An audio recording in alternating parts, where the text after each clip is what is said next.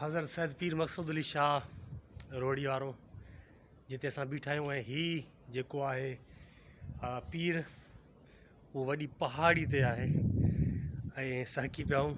हीअ पहाड़ी तव्हां ॾिसो, हेठि हिन रस्ते खां आया आहियूं ऐं हीअ रोहिड़ीअ जा तव्हांखे नज़ारा बि, हा सीमेंट फैक्ट्री बि हिते आहे। ऐं हीअ रोड ॾिसो, गाॾियूं ईंदियूं हूंदियूं तव्हांखे नज़र ईंदियूं हूंदियूं। जाॾा काॾा पहाड़ आहिनि ऐं पहाड़ जे मथां ई हीअ दरगाह आहे। जाॾा काॾा पहाड़ आहिनि। तफ़सील साईं वेठो आहे, हुन खां पुछूं था। साईं तव्हांजो नालो छा आहे? नालो मोहम्मद बख्श। वॼाइण इहो हिनखे छा चवंदा आहियो? यकतारो चपड़ी। साईं हिते वॼाईंदो? केतिरो अर्सो थियो अथव? वरी बि हा सॼी उमिरि हिते वई आहे। तव्हांजो घरु किथे?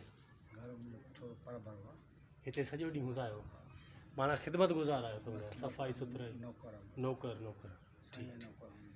ठीकु ठीकु। साईं हिते यकतारो चपड़ी वॼाईंदो आहे। जेके सियाह ईंदा आहिनि उन्हनि खे। अच्छा, हिन जी तारीख़ छा आहे साईं? साईं पाण तारीख़ साईं न आहे। अच्छा मेलो कराईंदा रोज़ा जेके 27 में लॻंदा आहिनि। अच्छा 27 रोज़े। ठीकु। पर पोइ बि ख़बर हूंदी न साईं किथां जो किथां आयो या हिते कीअं वसियो? इहा ख़बर हा, तारीख़ न आहे तव्हांजी? तारीख़ साईं जी न आहे। साईं खे तारीख़ ई न आहे ख़बर। ॿाहिरि 4 आहिनि। अच्छा 4 भाइर। कमु घणो आहे। हा। ही कहिड़ी फैक्ट्री चव? Cement factory.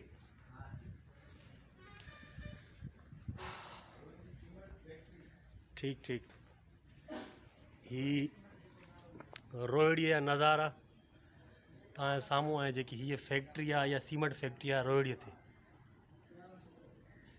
ऐं हिते जेको टाइम हींअर थी वियो आहे, मंझंदि जा 2 थी रहिया आहिनि ऐं शाम जो हिते मज़ो हूंदो तमामु घणो।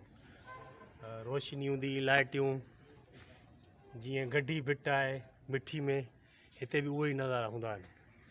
हीअ सीमेंट फैक्ट्री रोहिड़ीअ वारी ऐं चौधारी सावक वण ऐं साम्हूं लोही पुल जेकी नज़र अचे थी, उहा रोहिड़ी वारी पुल आहे। दरिया ऐं हेॾा ऐं घर। हींअर मथां ई ते असां बीठा आहियूं ऐं इलाही नंढा घर, गाॾियूं वग़ैरह नंढियूं नज़र। ऊचाईअ ते आहे हीअ मज़ार जेकी आहे, तमामु घणी ऊचाई ते आहे।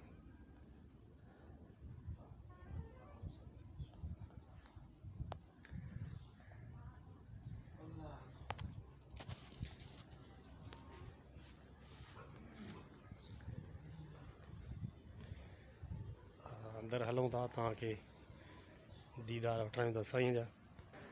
हीअ अंदरि साईं जी मज़ार। हीअ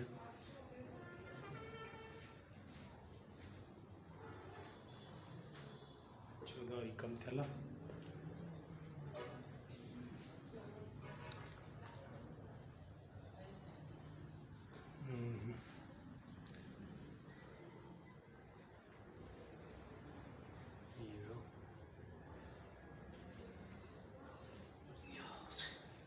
जेके घुमण ईंदा आहिनि अक़ीदतमंद, अगरबत्तियूं वग़ैरह ॿारींदा आहिनि।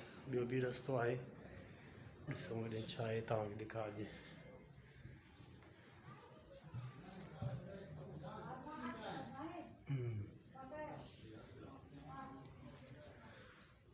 लेडीज़ वेठी आहे। सो ये रोहिड़ी में आहे दरगाह।